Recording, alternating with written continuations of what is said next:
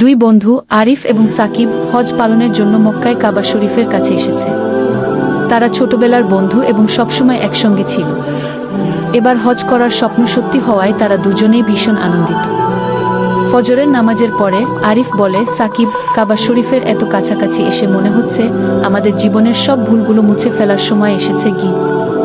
সাকিব সম্মত হয়ে বলে, হ্যাঁ, আল্লাহর ঘরের কাছে এসে আমরা যেন নতুনভাবে জীবন শুরু করতে পারি। তারা কাবা শরীফের দিকে তাকিয়ে দোয়া করতে থাকে। হঠাৎ তারা দেখতে পায় একজন বৃদ্ধা মহিলা তার লাঠি ফেলে দিয়েছে এবং ভারসাম্য হারিয়ে পড়ে যাচ্ছেন। দ্রুত এগিয়ে গিয়ে আরিফ এবং সাকিব মহিলাটিকে ধরে ফেল। বৃদ্ধা কাঁদতে কাঁদতে বলে, আল্লাহ তোমাদের ভালো করুক বেটা, আমি এখানে একা এসেছি, তোমাদের সাহায্য ছাড়া আজ হয়তো পড়ে গিয়ে ব্যথা পেতাম গো। আরিফ এবং সাকিব মহিলাকে আশ্বস্ত করে এবং তাকে তার থাকার জায়গায় পৌঁছে দেয়। যাওয়ার সময় বৃদ্ধা বলে, তোমাদের মতো তরুণদের কারণেই এই পৃথিবী এখনো সুন্দর গো। ফিরে আসার সময় আরিফ বলে, দেখলে সাকিব, কাবার আশেপাশে শুধু ইবাদতই নয়, মানুষকে সাহায্য করাও আল্লাহর বড় ইবাদত।